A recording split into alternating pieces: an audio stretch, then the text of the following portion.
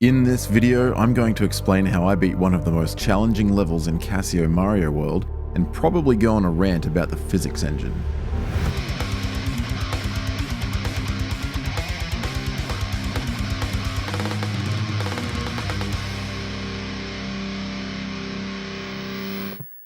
By Fire is a level from Casio Mario World that on the outside doesn't look too bad, but in reality has a lot of very particular and precise sections that can be easily missed if you aren't the one actually playing. This level revolves entirely around chain chomps, and of course, being a level in Casio, this means that it's going to be incredibly difficult. This video is part of a new series I've been doing, so if you'd like to see more videos in this style, then please let me know in the comments what levels or ROM hacks you'd like to see, and don't forget to like and subscribe so that I can keep making these.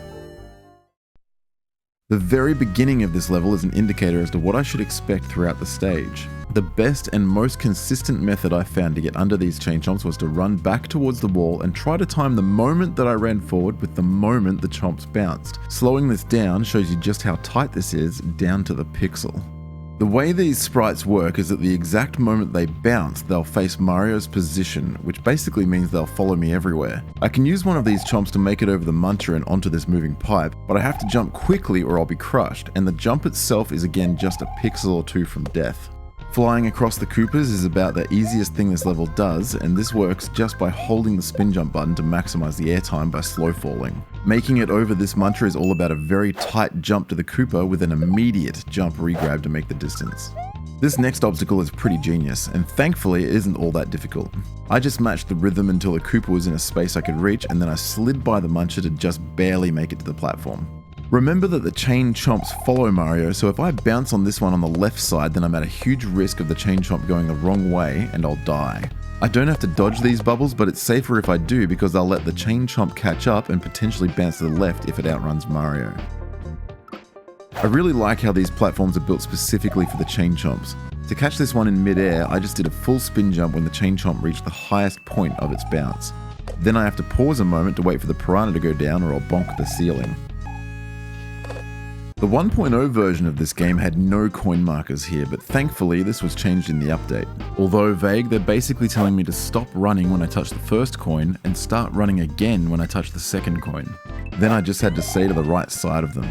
Some will start falling off, and knowing which ones these are was really difficult.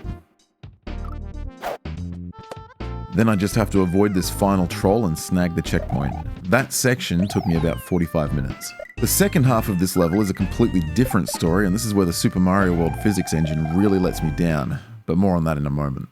Slope speed allows me to make the distance across each of these platforms. If I were to press left or right on the D-pad at any time, it would actually slow Mario down and I wouldn't make the distance. The coins indicate what type of jump I should be doing. A for the A button, which is a spin jump, and B for the B button, which is a regular jump.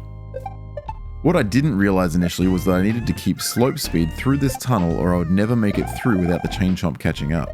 To do this, I re-grab jump to bounce over this muncher and then slide into the tunnel, and as long as I jump quickly so that I'm not spending time on the ground, I can preserve my slope speed and actually get through to the other side. The next section takes time unless you're using the speedrun strats, because this chain chomp is always following Mario as it bounces. Seriously, look at the concentration it takes to make this. Alright, this is the part where the Mario physics are problematic, and this is the sole reason that this half of the level is as difficult as it is. In Super Mario World, if Mario bounces on an unkillable sprite as it's moving upwards, it has a very high potential to actually kill him. Because the sprite will be moving up faster than Mario is able to bounce, Mario is pushed inside the sprite, killing him. Because of the super low ceiling here, the game is actually intending for me to bounce off of the chain chomp right at the top of its bounce. This is honestly insane, and it took a lot of attempts to find a timing cue to make it through this section successfully. I also did minor jump regrabs to slow fall between each bounce so that I had more time to stay high enough. The next chain chomp is virtually the same, but its smaller bounces means it will land more frequently, increasing its chance to change direction.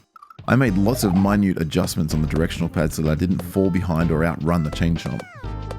Almost there. Now I have to deal with these Rexes that give me 2 bounces. Figuring out the order of this part just takes a bit of trial and error, but for the most part it will line up. Airtime is critical so that the Rexes can move far enough to make it to the next platform. The ending looks crazy, but the level is telling me to just hold the spin jump button, and when you do, it looks like this. This whole level took me just over 2 hours, and if you'd like to see the reactions, my playthrough of this entire ROM hack is actually up on YouTube already, so I'll leave a link to that in the description. By the way, how many chain chomps are actually in this level? Count them and let me know in the comments how many you actually found. Thanks for watching, and here's my winning attempts of the level.